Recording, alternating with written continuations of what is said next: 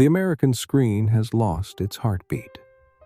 Robert Duvall, the man who could say more with a cold stare than most actors could with a 10-minute monologue, has died at 95.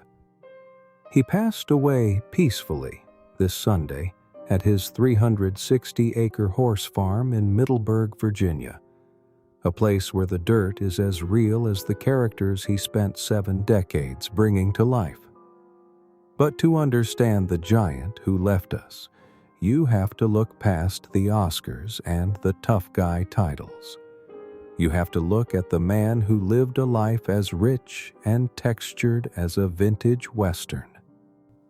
Long before he was a household name, Duvall was part of a legendary starving trio. In the late 1950s, he shared a cramped New York walk-up with Dustin Hoffman and Gene Hackman. They were the 3 musketeers of failure, working odd jobs to survive. Duvall sorted mail at the post office and hauled morgue equipment just to pay for acting classes. They weren't looking for stardom. They were looking for truth. They spent their nights on the rooftop playing bongos in honor of Marlon Brando and their days competing for the few roles available to funny-looking actors. The silent breakthrough. Duvall's film debut in 1962 didn't have a single line of dialogue. As the reclusive Boo Radley in To Kill a Mockingbird, he stood in the shadows, a pale, ghostly figure who represented the town's misunderstood heart. It was a haunting entrance that set the tone for a career. Duvall didn't need to speak to own the screen. When he finally did speak, it was often to deliver lines that would become the DNA of cinema. The strategist. As Tom Hagen in The Godfather, he was the consigliere who proved that in a room full of killers, the smartest man is the most dangerous. The surfer colonel. In Apocalypse Now, he was Bill Kilgore, the man who ordered his soldiers to surf while a beach was being bombed, famously declaring his love for the scent of napalm. The cowboy. In Lonesome Dove, he played Augustus Gus McCrae, the role Duvall himself called his favorite.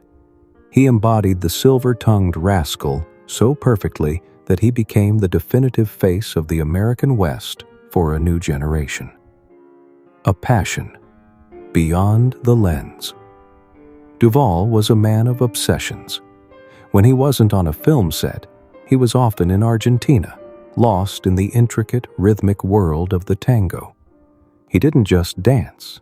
He studied it with a religious fervor, eventually installing a dance floor in his Virginia barn.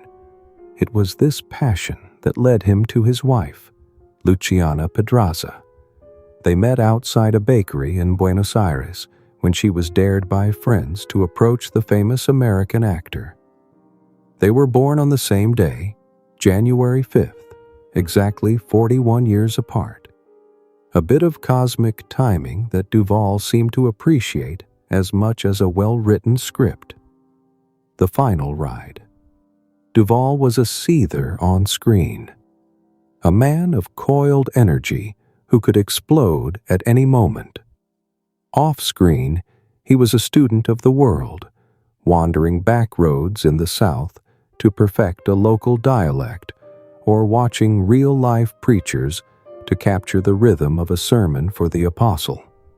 He remained a matter-of-principle man until the end, famously walking away from The Godfather Part 3 over a pay dispute because he refused to let his contribution be undervalued. He didn't need the franchise, he had the work.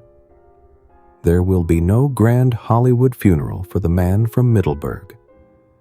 His family wants us to celebrate the simple, grounded things he loved. Watch a great movie, preferably one that doesn't use too many special effects. Raise a glass and tell a story that makes your friends laugh or think. Get lost on a country road and just look at the world. As the sun sets over the Virginia horse country, the man who gave a voice to the reclusive, the violent, the holy, and the heartbroken has gone quiet. But if you listen closely to the rustle of the wind or the rhythmic thrum of a horse's gallop, you can still hear the echo of a man who never once gave a false performance.